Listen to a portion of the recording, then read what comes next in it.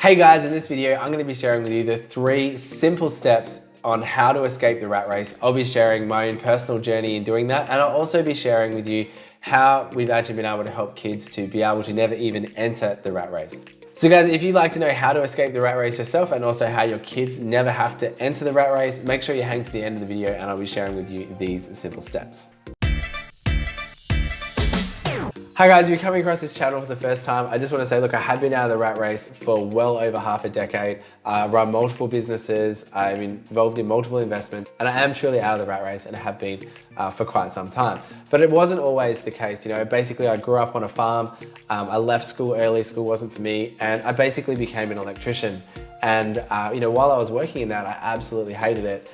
Well after about 5 years, the novelty wore off and I thought, look, is this how I'm going to spend the rest of my life, working for somebody else and basically doing the same thing for the next 40 years. And that is the definition of the rat race. And that's really where I think the awakening comes up in people and they want to work out, well, how do I actually escape the rat race? If you've never heard the term, is how to escape the rat race before, where I first heard it was actually through Robert Kiyosaki and his book, Rich Dad, Poor Dad. It was one of the first sort of books I really read about money and finance and business. And in our youth in business program, where we literally help kids all over the world start businesses, it's one of the first books that we get them to read. If you haven't read that book yet, make sure you go check it out. But what's really interesting about that book, where Robert talks about how to get out of the rat race and how to basically get, and here's the tip, is to get your passive income, money that you don't swap hours for dollars for, to be more than your earned income, more than your job or the thing that you're doing that you probably don't like every day. But what's really cool is he actually created a board game.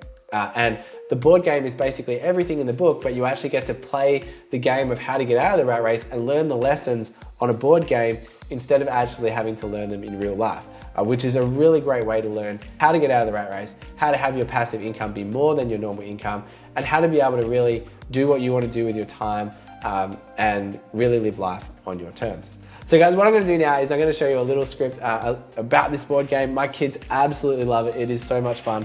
So if you haven't heard of this board game before, guys, go check it out. It's so much fun. My kids would rather play cash flow than pretty much Monopoly or any other game. I think it's probably the best financial education board game that you can play with your kids. So here goes.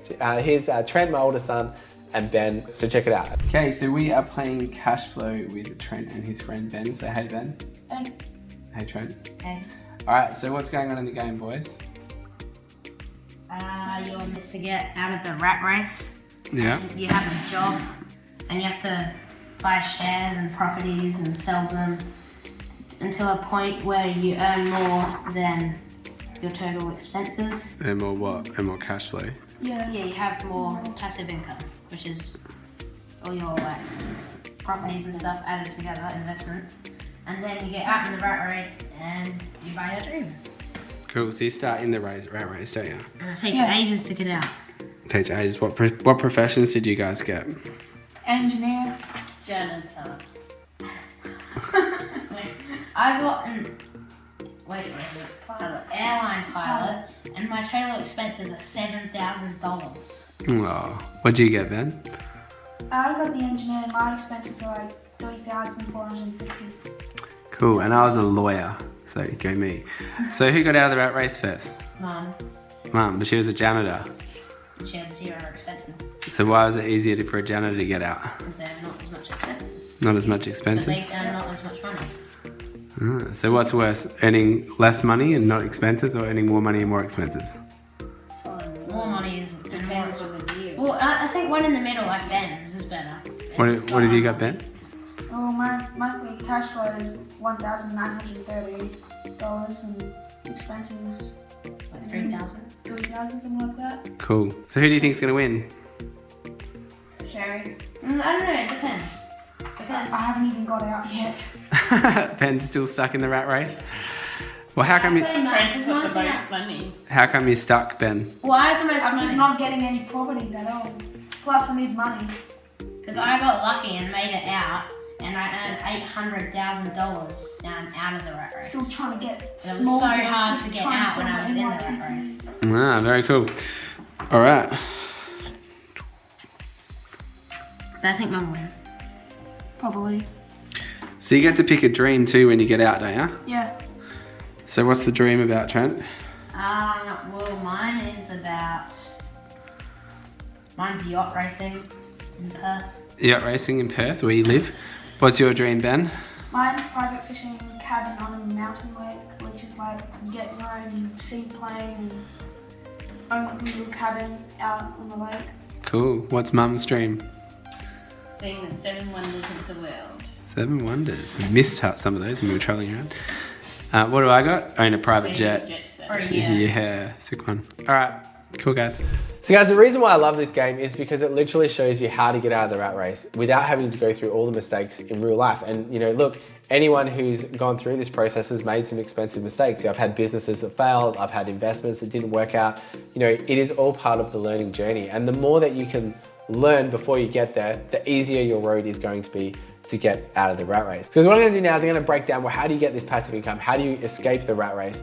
And I'm gonna be sharing with you the 3 steps I believe that sums this whole process up to really make this work. And I'll share my story in what I did in each step and how you can either mimic it or learn from it in some way or another. Now, bear in mind, I'm not giving any financial advice here. This is just my own story. And you know, before you start investing in anything or do anything, make sure you do your own research. Because let me share with you the 3 steps that I think will really help you in this journey. Okay, so the first step, guys, is to get educated, okay? So make sure you go out there and actually understand what you want to actually do. Put a plan together. So guys, here's the thing. If you fail to plan, you will plan to fail, okay? Now, I know this is my own personal life because the first time I was like, yep, I need to get an investment property. That's what everybody does. So I went out to go buy an investment property, put an offer in. This is my very first investment.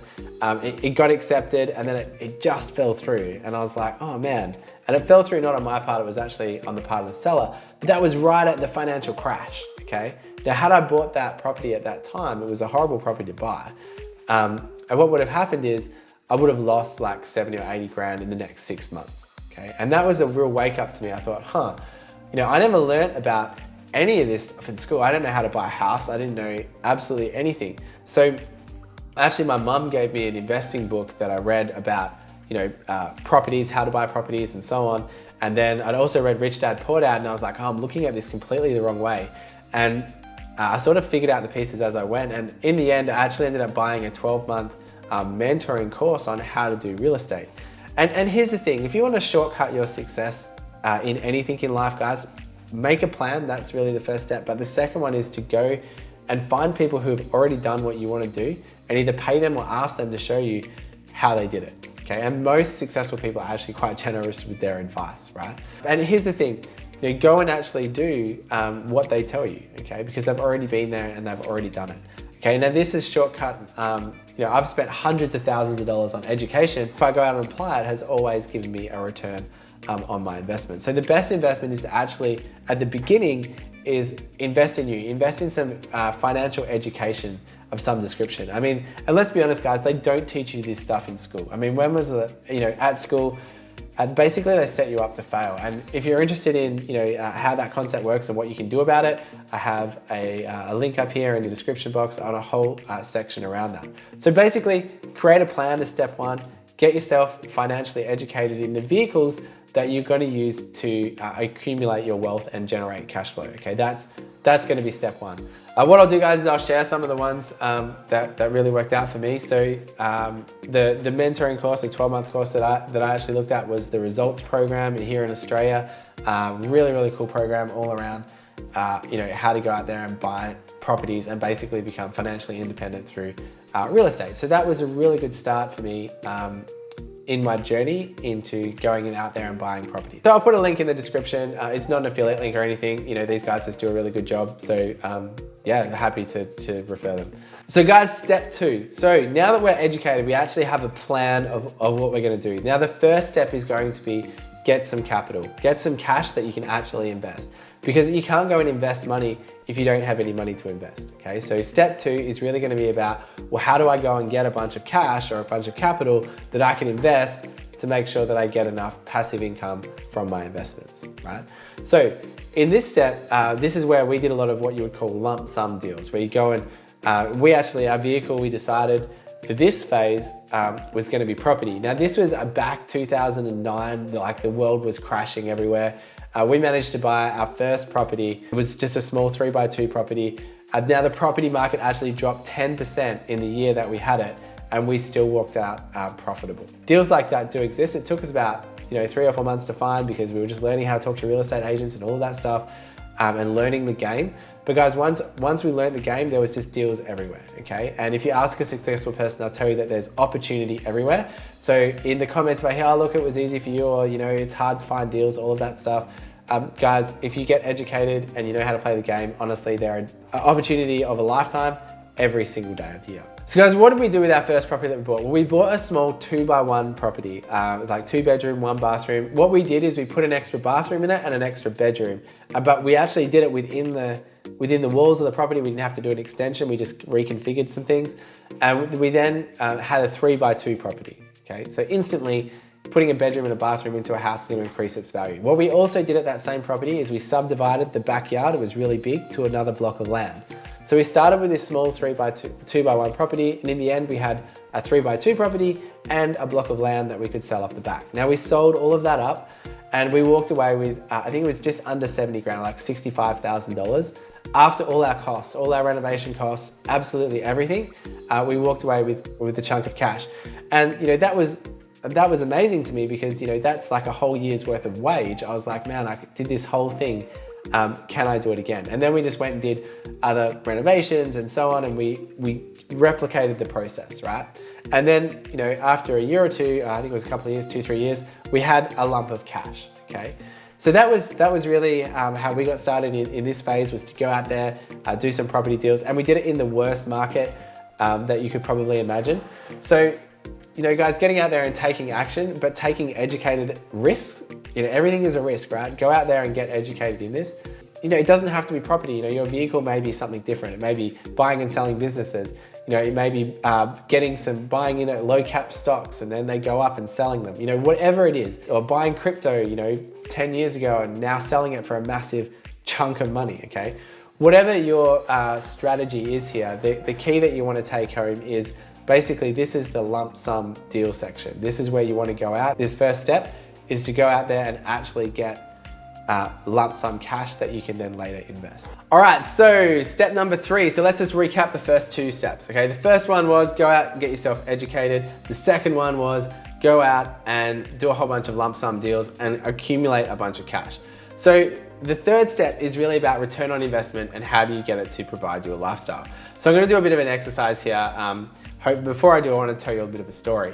So when I meet a lot of people, they talk to me about investing, or they say, oh, I want to retire, I want to quit my job, or, how do I go and do that? How do I, work from home like you, Ben, and, do what you want to do and all these things? And I'll say, look, the first thing you need to understand is what would you do with $1 million, okay? And usually by the answer to this question, I can usually gauge how far off they are from A, getting $1 million, and B, what they would do with it if they even had it. So for example, let's say, fun exercise, you win lotto, your great distant aunt passes away that you've never met and she gives you $1 million.